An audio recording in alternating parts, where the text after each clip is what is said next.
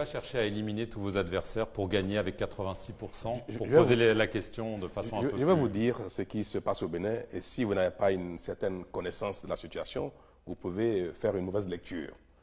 Et on peut constater aujourd'hui que plus de 60 ans après nos indépendances, plus de 30 ans après le renouveau démocratique, dans notre processus donc, de démocratie, de compétition électorale libre et démocratique, on peut constater que le Bénin n'a réussi à donner aucun signe de développement, aucun signe. Alors, et que l'essentiel nécessaire à la survie continue de manquer à la majorité de nos concitoyens. Moins de la moitié des Béninois avaient accès à l'eau potable en 2016, au moment où j'ai accédé à la fonction.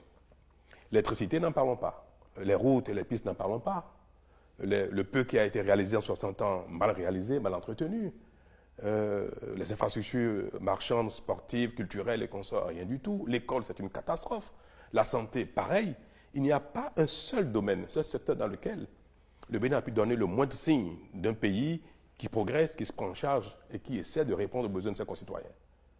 Tout le monde sait que les Béninois sont travailleurs, sérieux, pris individuellement. Et tout le monde sait également que cet état de choses est essentiellement dû à la qualité de la gouvernance. C'est dû à nos gouvernants qui sont devenus, au fil du temps, des prédateurs de leur pays, malheureusement, à l'instar de beaucoup de pays africains. Mon pays, le Bénin, est devenu l'otage de sa classe politique, faite de toutes sortes d'individus, y compris même des trafiquants de drogue. Les partis politiques ont été créés en 2016, il y avait déjà plus de 300 partis politiques, près de 300 partis politiques. Créer un parti politique est devenu le moyen de prendre sa part du gâteau. Les partis politiques sont devenus le couteau avec lequel chacun vient prendre sa part et la préserver. Et dans ces conditions, on a pu observer, et ça tout le monde le sait, derrière cette façade de démocratie, que le pays était coupé en morceaux, réparti entre les acteurs politiques. Moi, je l'ai constaté aussi en 2016. Pour tel parti politique, c'est telle régie financière, c'est la douane. Pour tel autre, c'est la direction des impôts. Pour tel autre, c'est telle recette douanière de telle frontière. Pour tel autre, c'est telle entreprise, c'est le port, c'est ceci. Donc, le pays était coupé en morceaux, réparti entre acteurs politiques, et c'était la règle.